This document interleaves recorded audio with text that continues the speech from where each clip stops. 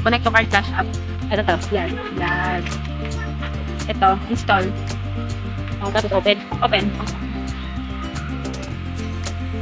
Yan. Siyempre, basa-basa kayo ulit kay root. Yan. Pag pinaan na hanggang baba, click mo yung square box ako. Click mo yung connect to card. Connect to load. Yan. Tapos, syempre, result tayo. Sa baba, card, MRA result. Tapos, ganun ulit.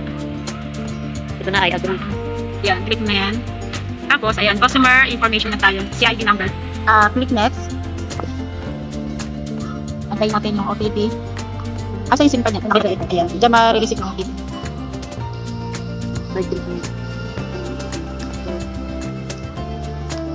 Ayan. Tapos, i-click natin ang kailangan natin i-loan ay OL Personal. Click mo OL Personal. Ayan. Bago magpatuloy, sagutin mo na ang katanungan sa baba. Sabi, how many times have you availed this product? Nakapag-OL Personal ka na ba? Di ba? Puro sikap ka ba? First time, lagay mo 1.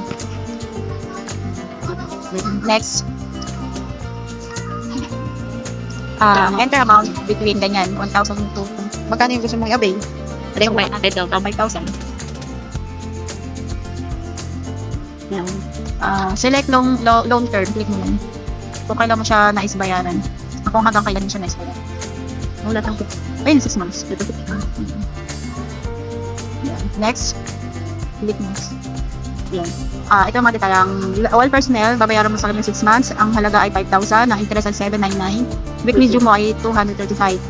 Loan redemption fund 38 pesos. Ayan, Kevin Root. Paalala, ang halaga ng interest at LRF ng iyong loan ay naka-round up based sa nakalagay sa iyong loan amortization schedule. Next. Ito. Ang loan. Galing. Kasi 3 years above po pwede na rin siya i-access.